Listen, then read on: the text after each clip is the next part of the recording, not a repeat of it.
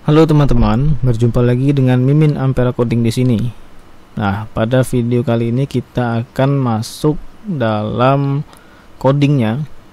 Setelah di video sebelumnya juga sedikit saya bahas tentang HTML yang akan kita selalu gunakan dalam membuat suatu project aplikasi berbasis website. Nah, pastikan Anda sudah menghidupkan SEM-nya, kemudian sudah menginstal text editor, jadi kita bisa langsung mulai ngoding. Nah, pada video awal kita sudah buat yang namanya database daily activity beserta tabel kegiatan.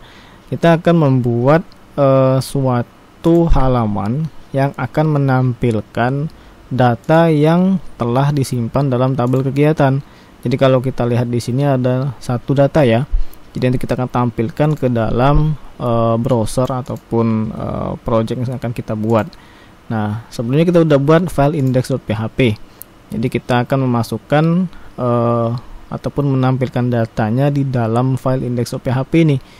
Nah, kita akan sudah membuat koneksi, yaitu di include koneksi.php. Nah, kita akan menampilkan data tersebut dalam bentuk tabel.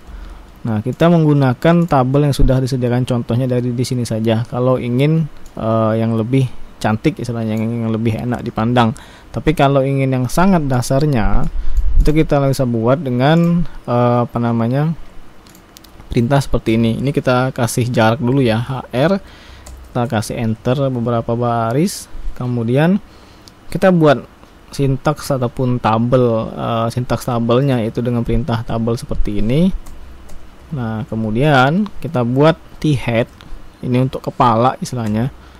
Kemudian kita beri yang namanya tr. Tr ini memberikan baris. Jadi r itu kalau saya bisa simpelkan ataupun sederhanakan baris. Kemudian ada lagi yang namanya td.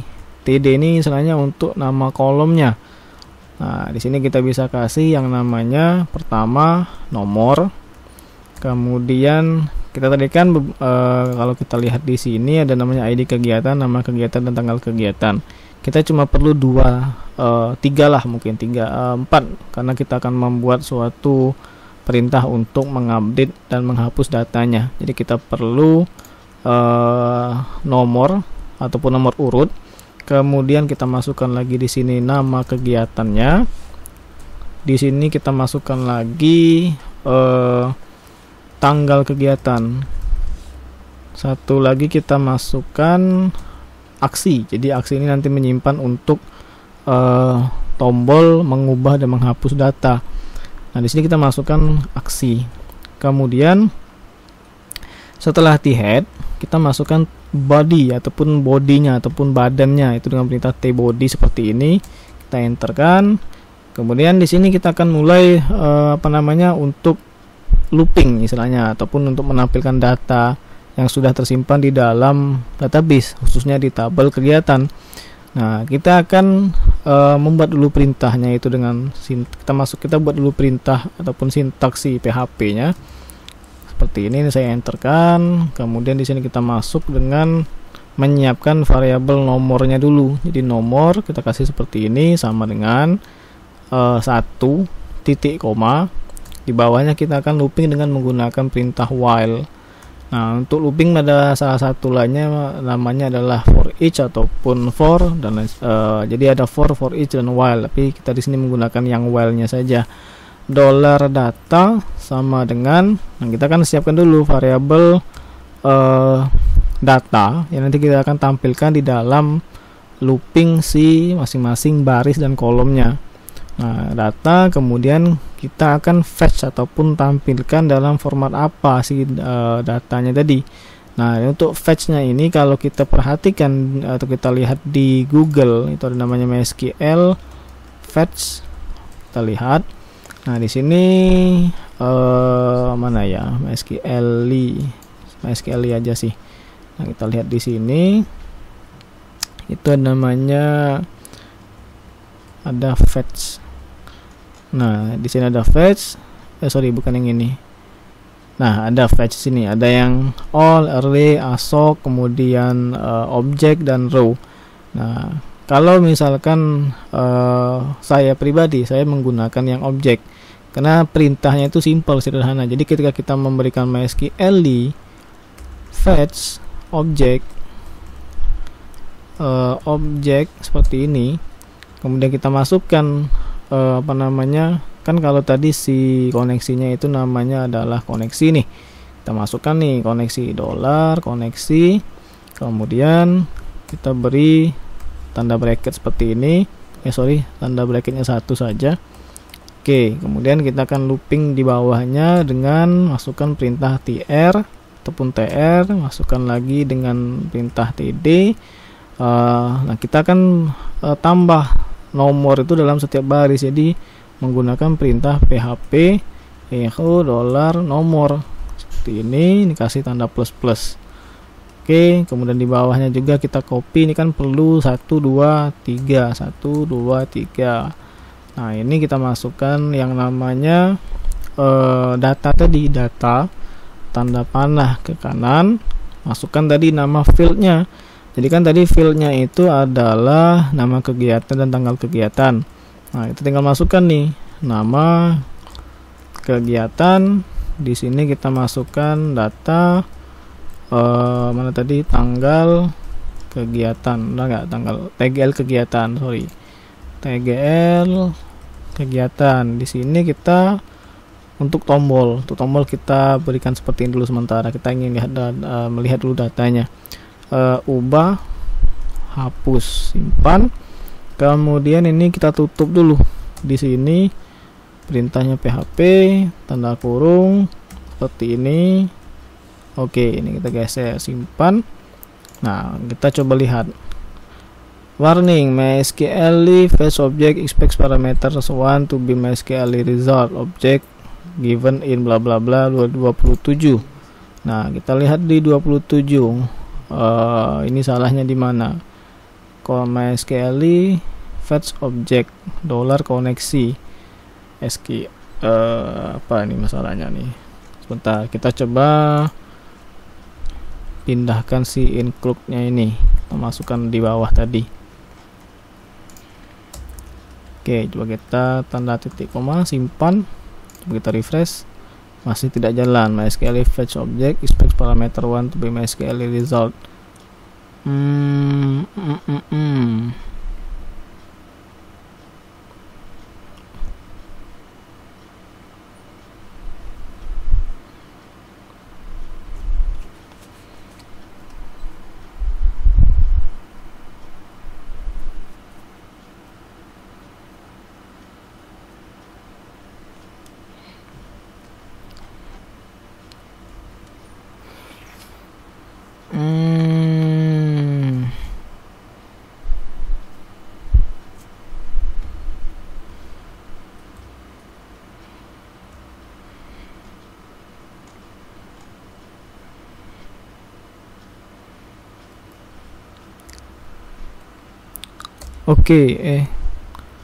Oke, di sini problemnya kita belum membuat yang namanya query. Jadi query untuk ke database. Jadi kita buat dulu di sini dengan perintah $SQL sama dengan MySQL query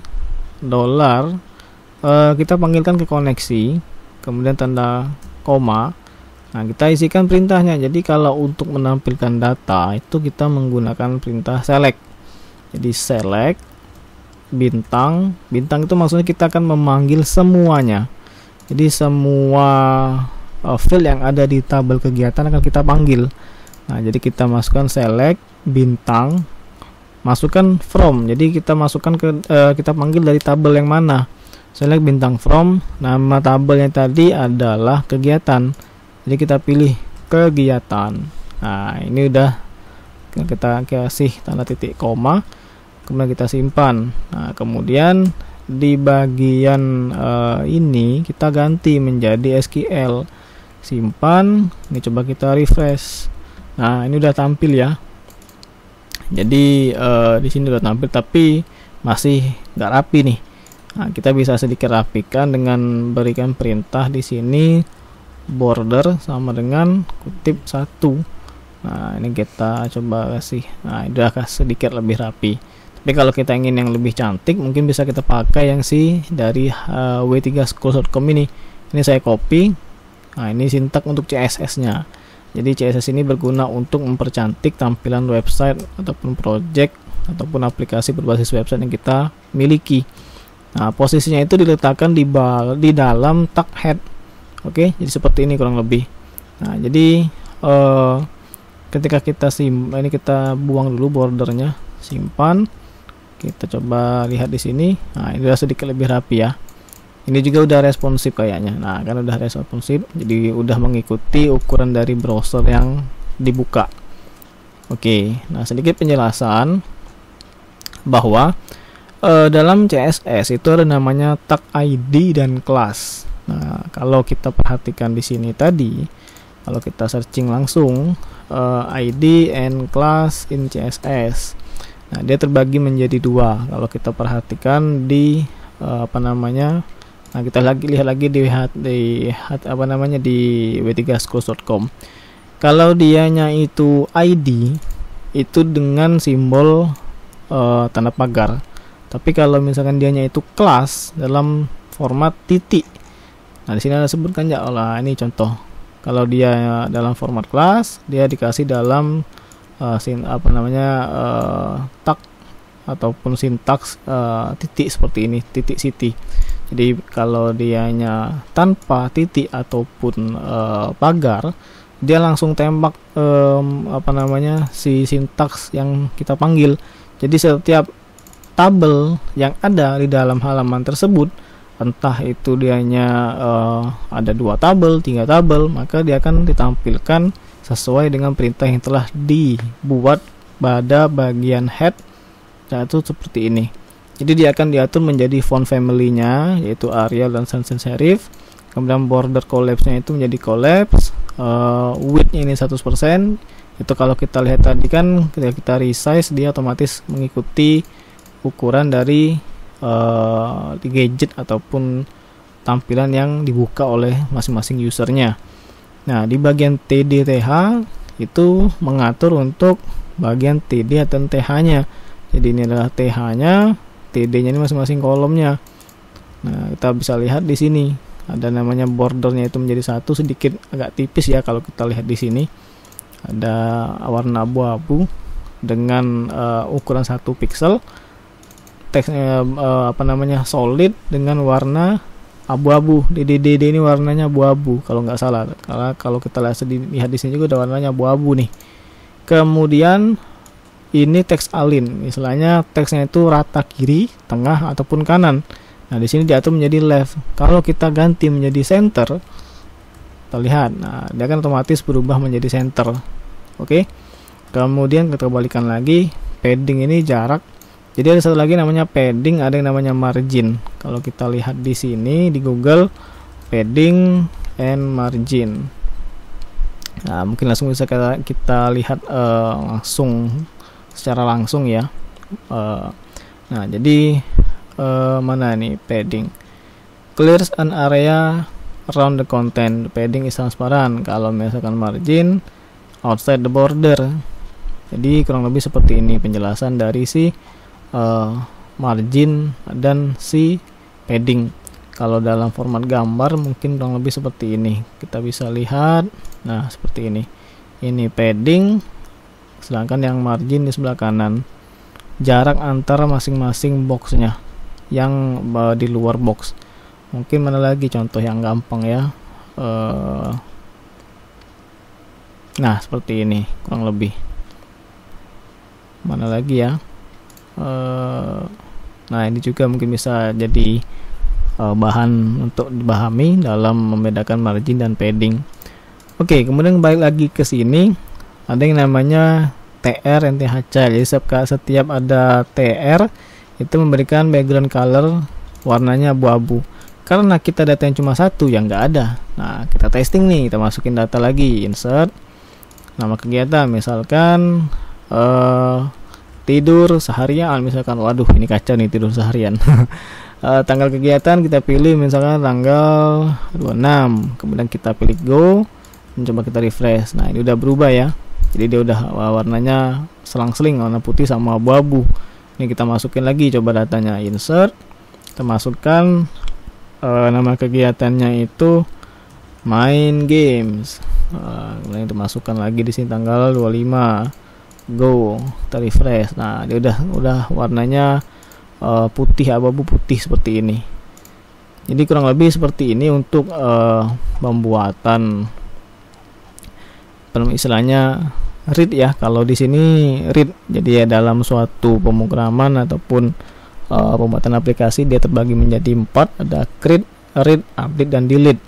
Jadi ada create itu membuat suatu data, read itu membaca data, update itu untuk mengubah data, dan delete untuk menghapus data.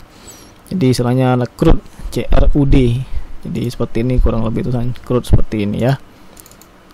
Create, read, update, dan delete. Nah, si CRUD ini pasti akan sering digunakan dalam membuat suatu aplikasi. Karena kalau ini nggak ada ya bingung saya jelasinnya. Karena pasti menggunakan CRUD. Paling dia sistemnya itu web statis. Jadi istilahnya tidak ada hubungan dengan database. Jadi data yang ditampilkan itu langsung ditampilkan dalam format HTML tanpa ada hubungan ke database terlebih dahulu. Nah, bisa jadi juga si web itu menggunakan yang namanya API. Nah, mungkin itu akan saya jelaskan lebih detailnya di video mungkin lebih lama ya, karena masih saya mau jelasin yang dasar-dasarnya dulu.